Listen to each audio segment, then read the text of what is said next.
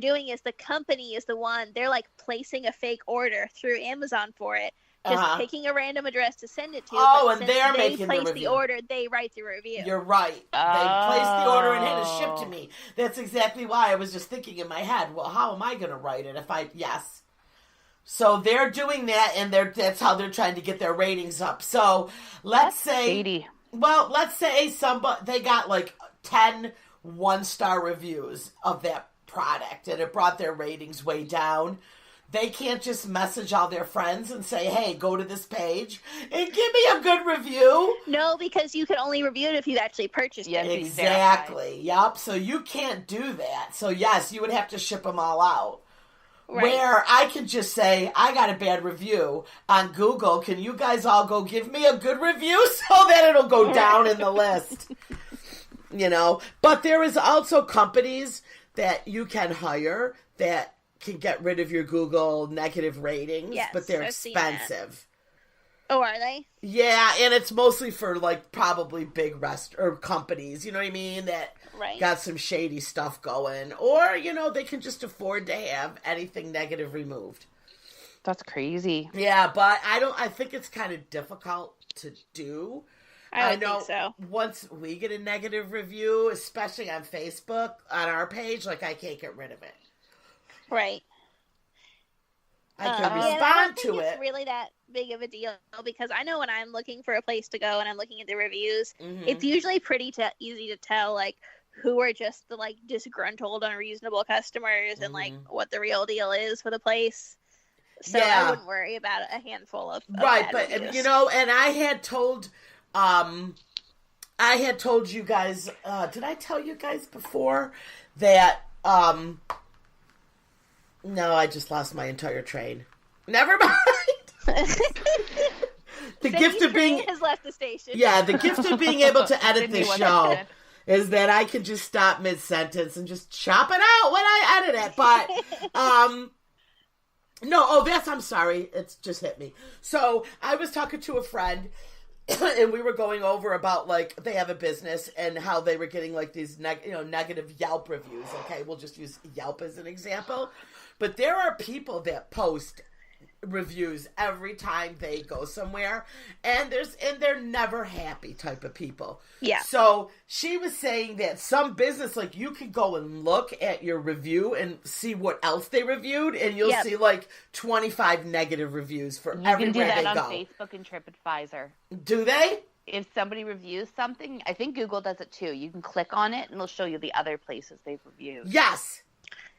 And I don't leave that many reviews, but I left one recently on my mom's behalf because she doesn't internet very well. So she just fired their lawn company because, I guess, long story short, like the guy that owned the company, obviously has a lot of guys that work for him that go around and do people's yards. But a bunch of them had quit, which I guess is also a red flag that maybe he's not a great guy to work for.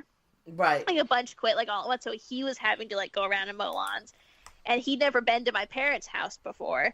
And I guess before I say this, because I know how it's going to sound, like, they live in a nice house, but they're not, like, crazy rich, whatever.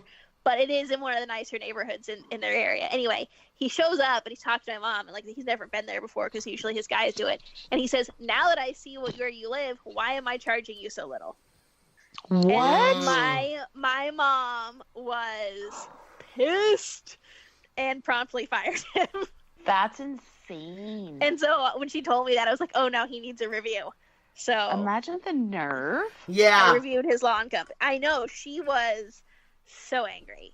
Did you get any response to your review? I actually looked because this was like a month ago. I recently checked and I did not. Oh. And again, it just goes to show, like, you never know, because my parents bought that house almost 20 years ago and it was just an empty lot. Like, it wasn't worth what it is now. Like, you just don't know. Well, that plus also, like you said, you could have bought the house 20 years ago. They were maybe a lot of land around them, and then they built like these multi-million-dollar houses around them, which brings their value up, And even if they could afford what it's cares? Worth now, like, that's the principle of the thing. It's not the point. Like, you don't walk into Starbucks like with your Louis Vuitton. They're like, oh, yours is going to cost twice as much as the person behind you, with the JanSport backpack because you got a fancy bag. Like, that's not how this works. But, yeah. Well, I have a quick story then if we're talking about reviews. Danielle, I mean, I never really go online and do reviews. There's a lot of people that really do, but I remember that a few years ago Danielle had got a snowplow person, and I don't know where she found him. He had an ad or whatever. So here you pay up front for, $300 for the year. You know what I mean? And they do whatever it is.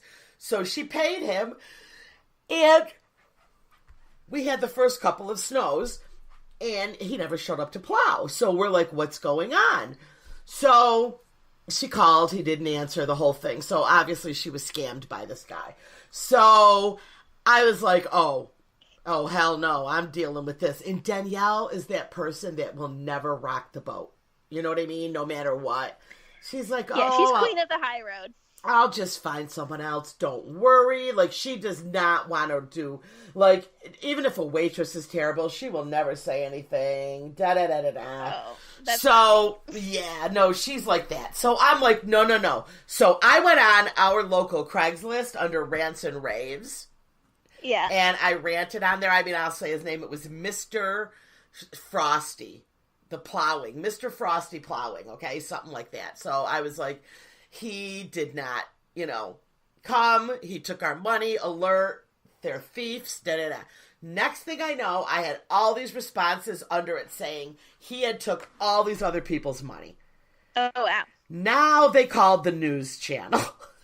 Oh, boy. Wait, who called the news? Just someone who saw it? Yes! Or you know what? I bet the news channel, peruses that section regularly to look for stuff like this. Right. So they called the news. Now, I didn't tell, me and my friend Lorraine did this and didn't tell Danielle, because she was like, don't you dare say anything about him. Because she didn't want to rock the boat, because it was $270. So we're like, yeah, sure, we won't. So she went to bed. So me and Lorraine did this long post and completely annihilated him. And next thing we know, it escalated to Channel 10 interviewing all of these people that were posting. Were you on it? No, I did not volunteer to interview, even though I'm the original one that started the post. So me and Danielle were sitting there watching the news. And instigate and then back away. I have to do with this. That's exactly. You know how my Facebook posts are. Instigate and back away. That should be my motto. You just throw the match on that gas can. And run. You know what, Margaret? Thank you. You just gave me my housewives tag in the beginning. Instigate and walk away. There we go. I always wanted my Little Housewives. I used to be the gangster of fun, but I want to be instigate and walk away. So anyway, we're watching the news, and all of a sudden, Mr. Frosty snowplowing is up on all these charges, and he's being sued, and there's a warrant out for his. Oh my! So did you get your money back? You know what? I don't think she ever did, but they caught him. They confiscated his truck. I think he had owed so many people at that point. Wow. No, I'm not like Danielle at all. When stuff like that happens, it's not. I don't even care how much money it is. It's the principle of the thing, and I just go ham on people. No. Yeah. All right. Well, you guys, we've wrapped up this show. Thank you for coming on again, and we will be. We'll probably be back next week. Adios. All right. Bye-bye.